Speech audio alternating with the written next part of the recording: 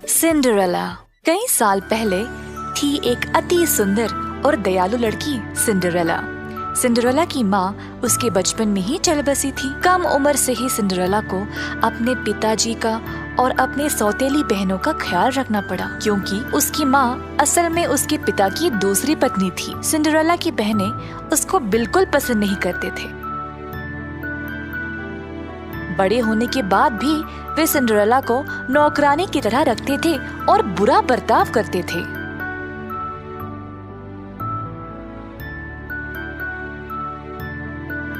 एक दिन सारे राज्य को एक महाजश्न के लिए राजमहल में आमंत्रित दिया गया।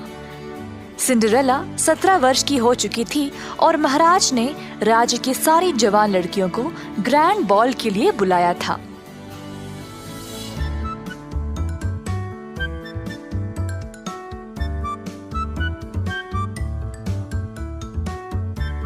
परंतु सिंड्रेला की सौतेली माँ ने उसको जाने नहीं दिया और उल्टा उसके हाथ खुद को और अपने बेटियों को जश्न के लिए तैयार करवाया।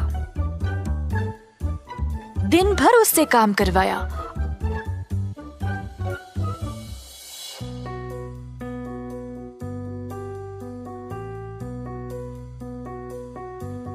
और अंत में उसके गाउन को फाड़कर आग में डाल दिया ताकि वह जा ना सके। फिर उसको घर पर अकेला छोड़कर चले गए। सिंड्रेला दुखी होकर रोने लगी। वह हार मानने ही वाली थी जब एक परी देवी माँ उसके सामने प्रकट हुई। मेरी प्यारी सिंड्रेला, मत रो, मैं तुम्हें ग्रैंड बॉल पर भेजूंगी, पर मेरे पास पहनने के लिए कोई गाउन नहीं है और मेरी सौतेली माँ और बहनों ने मुझे यहाँ अकेला छोड़ दिया है। चिंता मत करो मेरी बच्ची, थोड़ा सा विश्वास और जादू से सब ठीक हो जाएगा। पिपटी पॉपटी बू। परी देवी माँ ने अपनी जादुई छड़ी को चलाया और सिंड्रेला के फटे पुराने कपड़े सुंदर गाउन में बदल गए। फिर एक और लहर से सिंड्रेला के पैरों में चमकीले शीशे के जूते आ गए। वाह, ये गाउन तो बहुत ही सुंदर है परी माँ, पर मैं राजमहल तक पहुँचूंगी कैसे? परी देवी माँ ने देखा कि कुछ 6 चूहे बाग में एक कद्दू के पास खेल रहे थे। उनकी ओर अपनी छड़ी घुमाई और बोली, बिपटी बॉपटी बू। तुरंत 4 चूहे चमकीले काले घोड़ों में बदल गए और 2 गाड़ीवानों में। कद्दू बन गया एक सुनहरी गाड़ी। सिंड्रेला ये सब देखकर खुशी से झूम उठी। राजमहल की ओर निकलने से पहले परी देवी माँ ने बोला, ओह सिंड्रेला, ये जादू रात के 12 बजे तक ही रहेगा। तुम्हें उससे पहले घर वापस लौटना पड़ेगा। ठीक है, बहुत बहुत शुक्रिया परी माँ। जब सिंड्रेला राजमहल में प्रवेश हुई तो सब लोग उसकी सुंदरता पर फिदा हो गए, पर किसी ने भी उसको पहचाना नहीं, बल्कि उसकी सौतेली माँ और बहनों ने भी नहीं।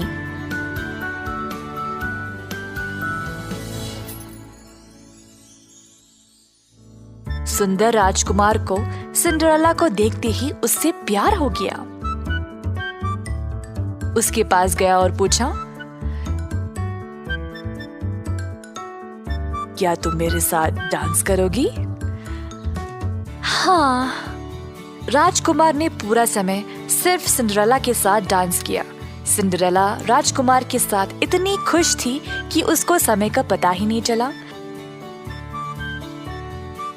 अचानक से उसको समय का याद आया और वो तुरंत घर की ओर वापस दौड़ निकली।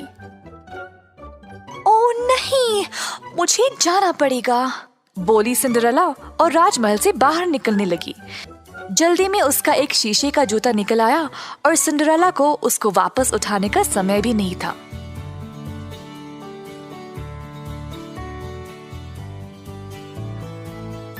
बारह बजते ही वह घर पहुंच गई। उसकी गाड़ी वापस कद्दू में बन गया, घोड़े चूहों में और उसका गाउन वापस उसके फटे पुराने कपड़ों में। उसकी सौतेली माँ और बहन कुछ ही देर बाद घर वापस लौट आए। तीनों उस सुंदर लड़की के बारे में बातें कर रहे थे जो राजकुमार के साथ डांस कर रही थी। राजकुमार को सिंड्रेला से प्यार हो चुका था, पर वो उसका नाम तक नहीं जानता था। उसको सिंड्रेला की शीशे की जूती मिली।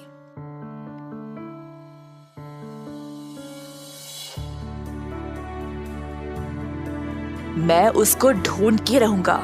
जिस लड़की का भी पैर इस जूते में आएगा वही मेरी रानी बनेगी। अगले दिन से राजकुमार और उसके सेवक निकले उस लड़की की तलाश में। घर घर गए हर लड़की को उस जूती पहनाने के लिए, पर किसी का भी पैर उसमें आया ही नहीं।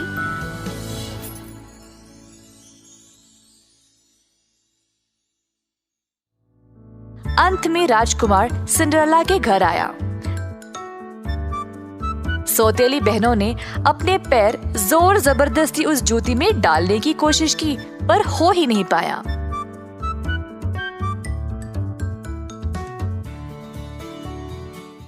इस बीच सिंड्रेला की सौतेली माँ ने उसको कमरे में बंद कर दिया था ताकि राजकुमार उसको देख ना सके। सिंड्रेला तड़प के रोने लगी, ये ना जानते हुए कि वह क्या करे। अपने आप को बेहतर महसूस कराने के लिए सिंड्रेला गाना गाने लगी।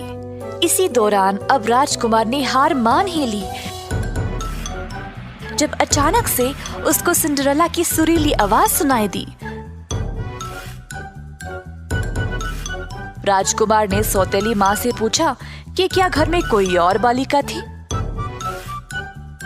सौतेली माँ ने बहुत कोशिश की राजकुमार को वहां से भेजने के लिए, पर राजकुमार ने अपने सैनिकों को आदेश दिया घर की तलाशी करने के लिए।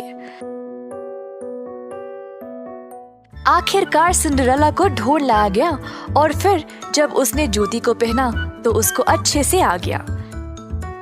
राजकुमार ने अपने प्यार को पहचान लिया था।